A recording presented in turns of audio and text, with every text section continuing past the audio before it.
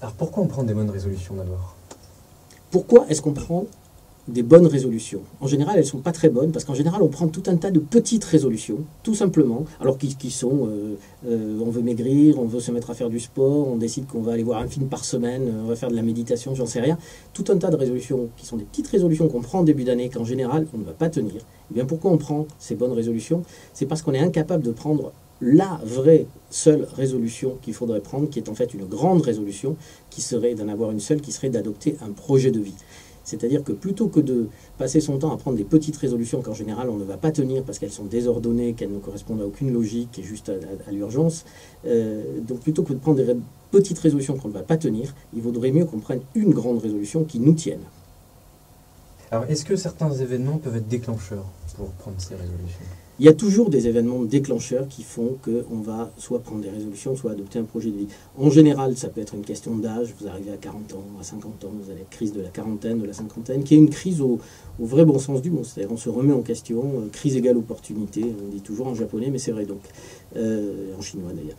Donc c'est une question d'âge, ça peut être aussi une question de drame qui vous arrive autour de vous. Vous voyez des gens qui n'ont pas vécu la vie qu'ils auraient voulu et ça les a stressés, ça les a rendus malades, fatigués et vous n'avez pas envie de devenir comme ça. Ou alors tout simplement parce que vous avez réfléchi, que vous avez voyagé et que vous vous rendez compte que voilà, il y a certainement quelque chose à faire que vous ne faites pas et vous dites allez j'y vais, c'est le moment. Alors pourquoi la plupart du temps on ne les tient pas ces résolutions? Souvent, très simplement, comme toutes les questions, c'est parce que la question était mauvaise. C'est pour ça qu'on n'arrive pas à trouver une bonne réponse. Donc on a mal posé le problème. On ne s'est pas attaqué au sens figuré, parfois au sens propre. Enfin, on ne s'est jamais attaqué au bon problème, aux bonnes questions. Donc on s'est trompé et on a soit une vision trop détaillée, soit une vision globale. L'idéal, c'est souvent, cet exemple qu'on prend souvent, vous avez trois types en train de casser des cailloux. Le premier, vous lui dites « qu'est-ce que tu fais ?» Il dit « je casse des cailloux ». Le deuxième, on lui dit « qu'est-ce que tu fais ?» Il dit « je construis un mur ». Et le troisième, on lui dit « qu'est-ce que tu fais ?» Il dit « je bâtis une cathédrale ».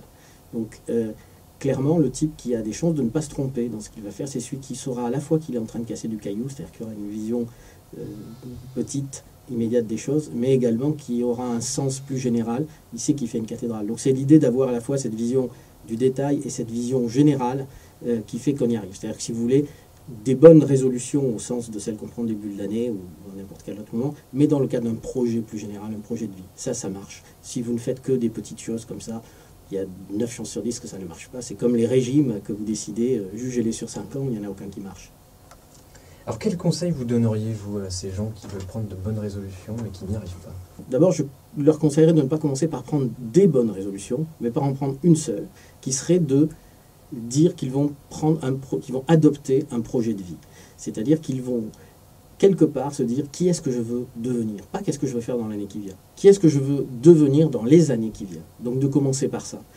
Et vraiment de l'écrire sur un bout de papier, de se poser cette question de façon intime à eux-mêmes et de l'écrire pour eux-mêmes, de manière anonyme sur un bout de papier, parce que quand on s'écrit à soi-même, on ne peut pas se mentir. Quand on discute entre nous, on va se raconter des grandes histoires, mais là non. On se l'écrit de manière intime, simple.